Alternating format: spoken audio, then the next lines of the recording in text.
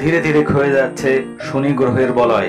শনির বলয়গুলি আমাদের সৌরজগতের মধ্যে সবচেয়ে বড় বিস্ময়গুলোর মধ্যে অন্যতম। এখানে রয়েছে কোটি কোটি জল থেকে সৃষ্টি হওয়া বরফের টুকরো, যা আকারে বালির দানার চেয়েও ছোট হতে পারে, আবার কোনো কোনো বরফের টুকরো পাহাড়ের চেয়েও বৃহৎ আকারের হতে পারে। তবে এই বিষয়গুলো খুবই রহস্যময়।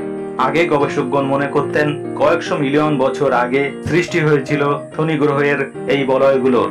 তবে এখনকার গবেষণায় জানা যাচ্ছে এই বলয়গুলো 4 থেকে 4.5 বিলিয়ন বছর আগে সৃষ্টি হয়েছিল। অর্থাৎ আমাদের সৌরজগৎ সৃষ্টির প্রথম দিকেই শনির এই বলয়গুলো গড়ে উঠেছিল। সে সময় এই সৌরজগৎ এখনকার মতো শান্ত ছিল না, ছিল অনেক বেশি অশান্ত ও বিশৃঙ্খল।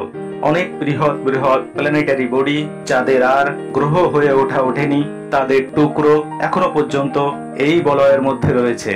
সুতরাং শনির এই বলয় জলের বরফ, পাথর ও ধুলোকণা দিয়ে তৈরি। বিজ্ঞানীরা মনে করেন শনির মাধ্যাকর্ষণ শক্তির প্রভাবে গ্রহাণু, ধূমকেতু এবং উপগ্রহের অংশ টুকরো টুকরো হয়ে গেলে বৃহৎ আকার এই গ্রহের আকর্ষণে তা তখন গ্রহটির চারপাশ দিয়ে প্রদক্ষিণ করতে থাকে। বলয়ের কোনো কোনো টুকরো ধুলোকণার থেকেও ক্ষুদ্র, আবার কোনো কোনো টুকরো পাহাড় পর্বত থেকেও বৃহৎ আকারের।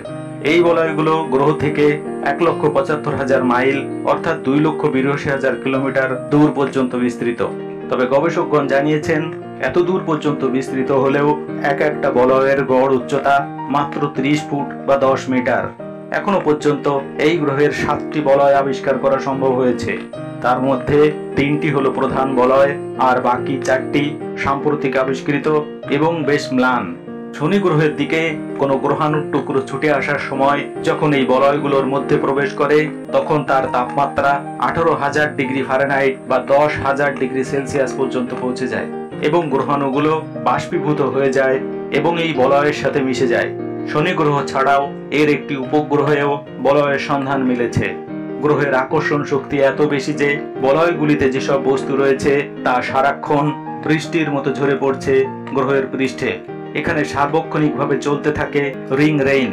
গবেষকগণ বলছেন যেভাবে বলয়গুলো গ্রহের পৃষ্ঠে ঝরে পড়ছে, তাতে সম্ভবত 100 মিলিয়ন বছরেরও কম সময়ে সমস্ত বলয় ধীরে ধীরে অদৃশ্য হয়ে যাবে।